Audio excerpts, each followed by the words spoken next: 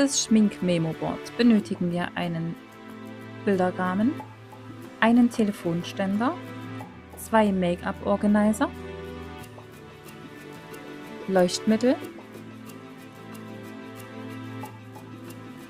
einen Dekoteller, einen passenden Spiegel, Goldfolie und was zum Verteilen, einen kleinen Block, Heißklebepistole, Pattex Powerfix Alleskleber, dann noch eine Girlande für den Rahmen, schwarzes Spray, womit wir auch als allererstes den Bilderrahmen besprühen, und Goldnussspray, womit wir diese 3 Teile besprühen.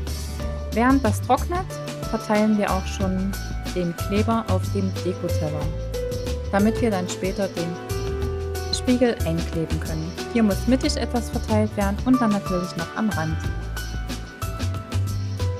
Der Dekoteller, der ist von Woolworth und der passende Spiegel ist von Ikea. Alles andere habe ich bei Action gekauft. Jetzt können wir schon auf die Rückwand vom Bilderrahmen, können wir mit dem Sprühkleber auch schon die Goldfolie verteilen. Und das kann dann in etwa so aussehen oder mehr oder weniger.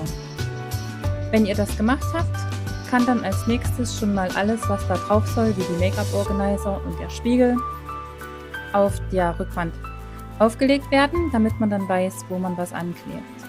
Man kann sich jetzt entscheiden, ob man zuerst den Bilderrahmen schon einfasst oder ob man das danach macht. Ich habe es danach gemacht, aber es ist etwas schwieriger, als wenn man das vorher macht. Das bleibt euch überlassen. Wie gesagt, jetzt muss noch, wenn dann alles angeklebt ist, der Bilderrahmen ringsrum gemacht werden und dann kann es mit der Beleuchtung auch schon weitergehen.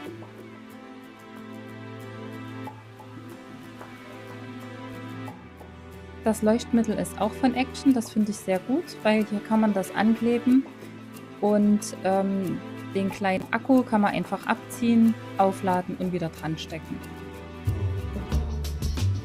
Das wird einmal an den äußeren Rahmen geklebt und wenn das dann fertig ist, fehlt dann bloß noch die Girlande, die ebenfalls an den Rahmen geklebt wird.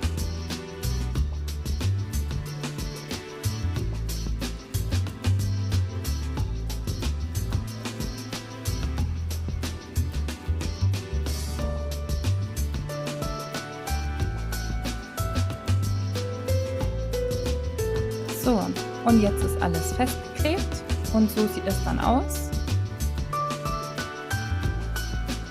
Dann sucht euch einen passenden Platz. Ich habe den Bilderrahmen auf ein Regal noch draufgestellt, damit ich mehr Halt habe, und habe es hinten an der Wand noch mit Schrauben einfach festgemacht. Sagt mir, wie ihr das gefunden habt. Da würde ich mich freuen. Gebt uns ein Like oder ein Abo. Das wäre alles schön. Und ja, mich interessiert eure Meinung hierzu. Und wir würden uns freuen, wenn ihr wieder bei uns zuschaut. Eure Mützenhubis.